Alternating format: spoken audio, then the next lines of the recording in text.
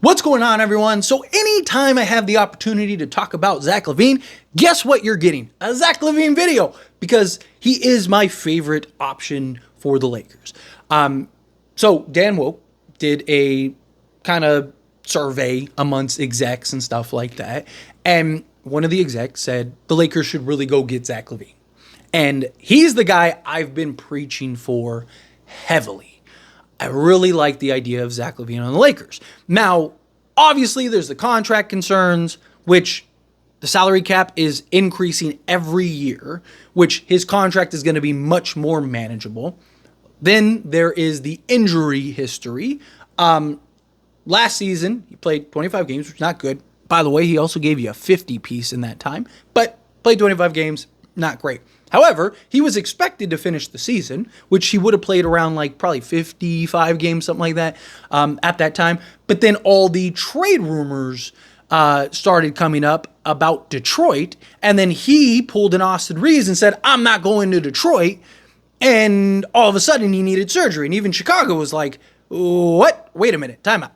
All right, so you look at the previous years, he played 77 games and 67 games. As long as he's playing around 67 games, 65 games, that's fine. Why did the NBA make 65 games the threshold, right, for accolades and stuff? Because that's basically the average for stars, right? Unless you're Mikal Bridges or Austin Reeves, you're not playing 82 games. The days of 82 games are gone.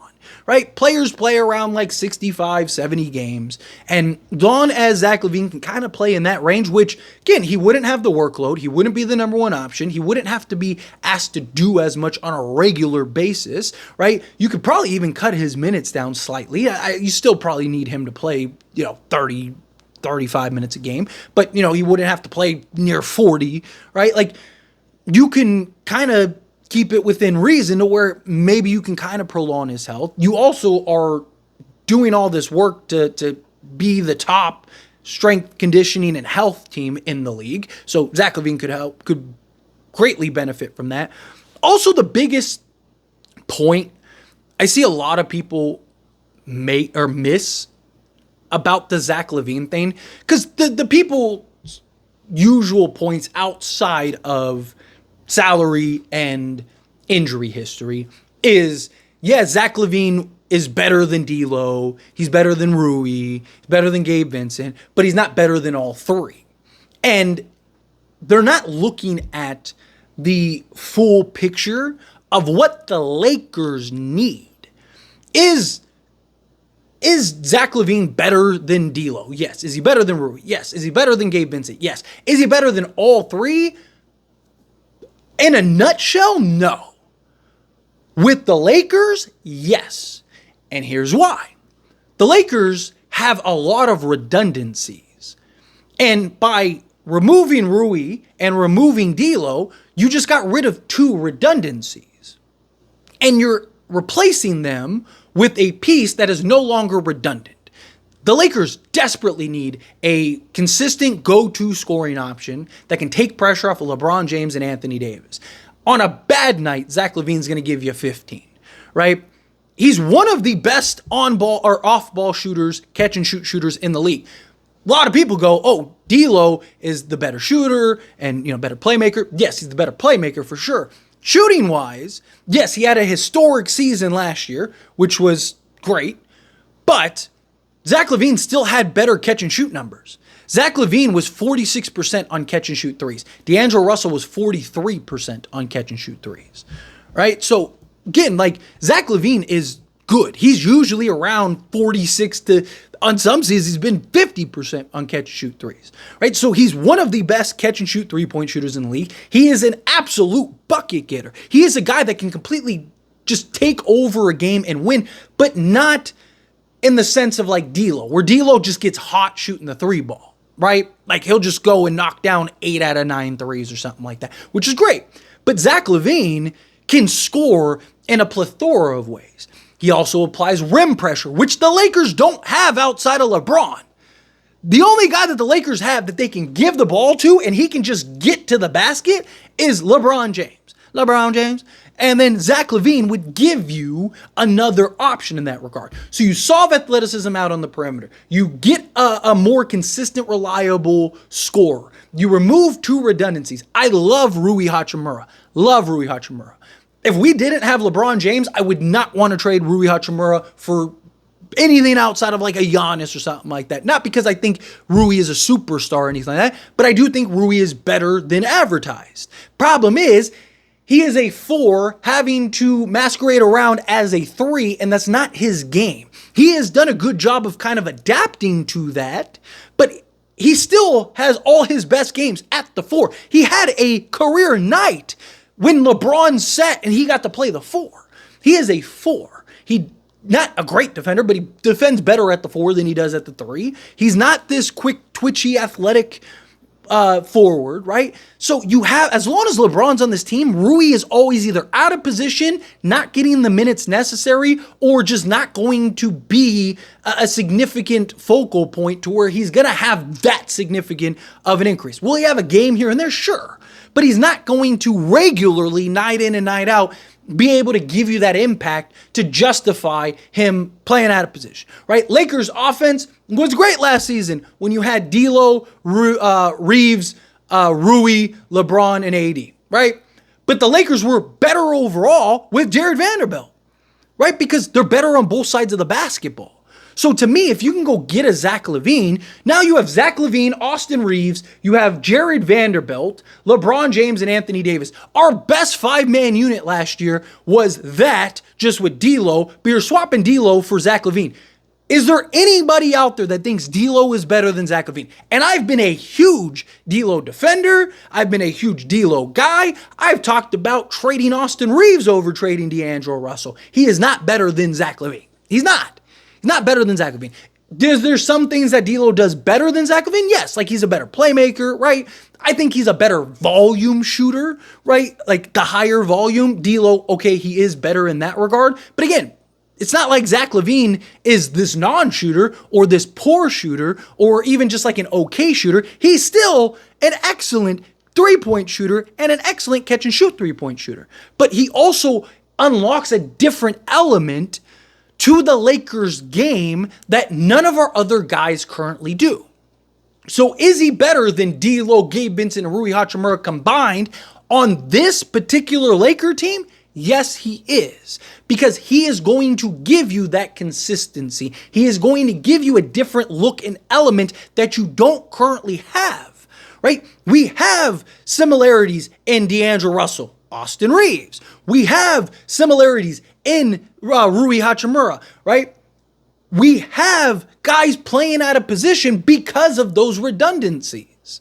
But if you can clear those redundancies and bring in somebody that's not redundant, that adds another layer, that gives you a different perspective, that gives you a different type of output, then it is better overall for the team. And you still have plenty of depth. You still have plenty overall talent. You're not going to have to give up any of your real assets. You're going to get to keep all of your picks, right? So you're still going to be able to make some moves. LeBron James can go and finagle the numbers next season to go get you help if you need other pieces to kind of put around LaVine, LeBron, and Anthony Davis. The chances of you winning a championship significantly increases, in my opinion, with Zach LaVine. I think he is a higher potential because we don't know for certain, but I think he's a higher potential ceiling raiser than anyone else that's out there that we know of that's currently available. Of course, if like Steph or something, then yes.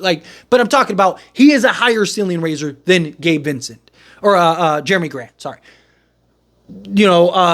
a Cam Johnson and Bruce Brown, right? Like Zach LaVine, the potential to win a championship is so much greater with Zach LaVine than it is with a Jeremy Grant and the current roster you have. And you're only having to give up one more guy, right?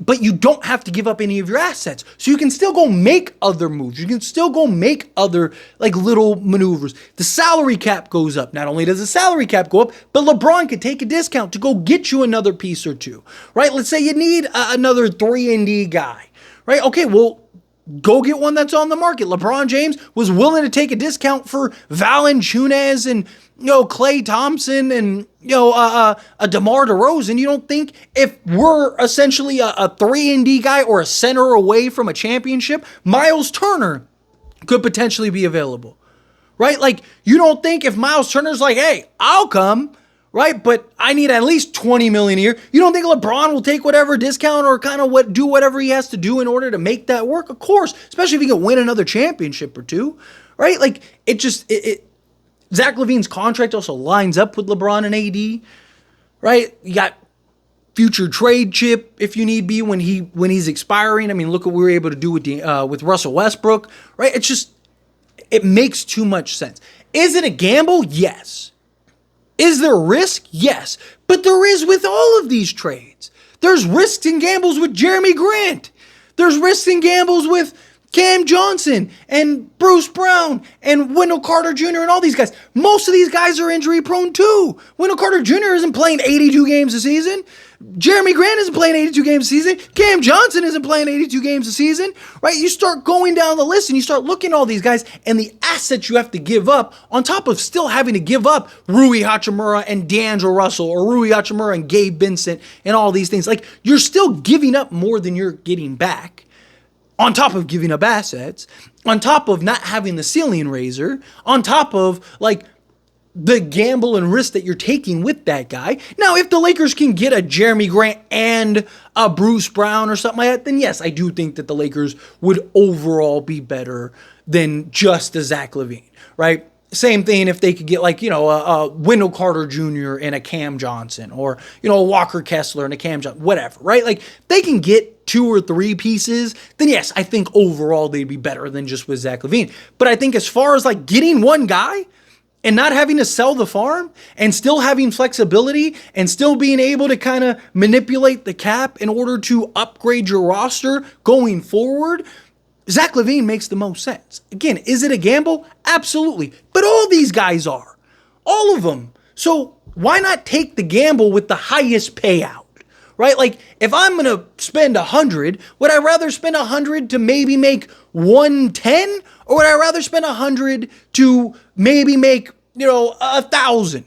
Right? Like, I'd rather take the 1,000. Right? If I'm going to lose the 100 either way, right? If the bottom is bust, right? If you go trade, like, people are like, well, if you get Zach LaVine, you're not going to be able to trade. You're stuck with him. You're going to be stuck with Jeremy Grant. Yeah, nobody wants to trade for Jeremy Grant except for the Lakers. Right? Like, so again, like, you're stuck with Jeremy Grant and he's got even more long-term money, right? Like, it's just, again, all these guys are a risk. None of these guys make perfect sense. Zach LaVine, in my opinion, makes the most sense. But as always, this is a discussion and I pass the question on you. Let me know your thoughts and opinions down in the comments below. What do you think? How do you feel? What are your thoughts? Do you agree with me? Disagree with me? Are you somewhere in between? However you feel, whatever your thoughts are, I love to hear. So let me know down in the comments below. That being said, if you haven't liked this video, hit that like button. Helps me a lot. Helps me enjoy these types of videos, and I truly appreciate it. Not subscribe channel, hit that subscribe button. Turn on the bell notifications. Appreciate y'all. See you in the next one. Thank you.